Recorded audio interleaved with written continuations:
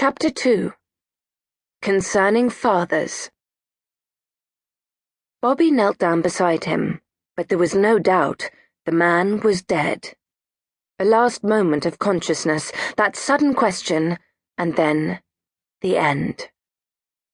Rather apologetically, Bobby put his hand into the dead man's pocket and, drawing out a silk handkerchief, he spread it reverently over the dead face. There was nothing more he could do. Then he noticed that in his action he had jerked something else out of the pocket. It was a photograph, and in the act of replacing it, he glanced at the pictured face. It was a woman's face, strangely haunting in quality. A fair woman with wide-apart eyes. She seemed little more than a girl, certainly under 30, but it was the arresting quality of her beauty, rather than the beauty itself, that seized upon the boy's imagination. It was the kind of face, he thought, not easy to forget. Gently and reverently, he replaced the photograph in the pocket from which it had come. Then he sat down again to wait for the doctor's return. The time passed very slowly, or at least so it seemed to the waiting boy. Also, he had just remembered something. He had promised his father to play the organ at the evening service at 6 o'clock, and it was now 10 minutes to 6. Naturally, his father would understand the circumstances, but all the same, he wished that he had remembered to send a message by the doctor. The Reverend Thomas Jones was a man of extremely nervous temperament. He was, par excellence, a fusser, and when he fussed, his digestive apparatus collapsed, and he suffered agonizing pain. Bobby, though he considered his father a pitiful old ass, was nevertheless extremely fond of him.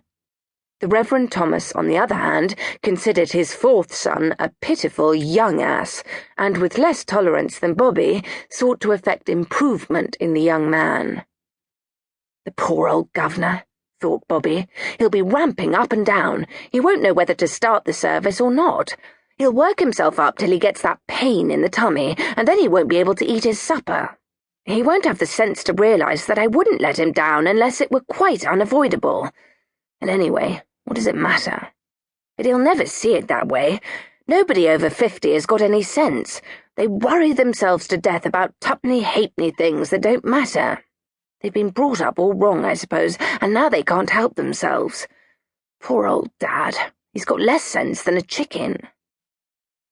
He sat there thinking of his father with mingled affection and exasperation.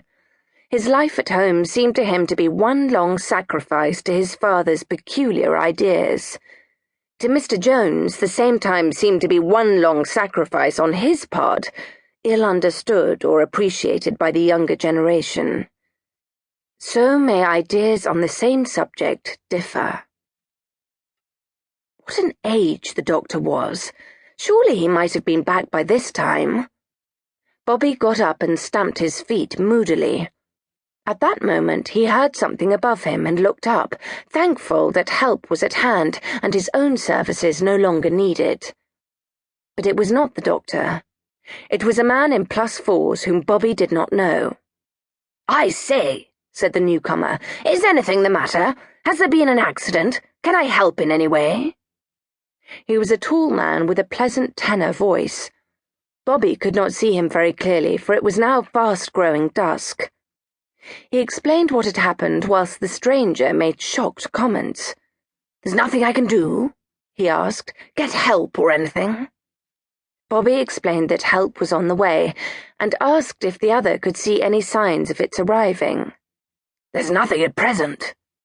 "You see," went on Bobby, "I've got an appointment at 6. "And you don't like to leave?"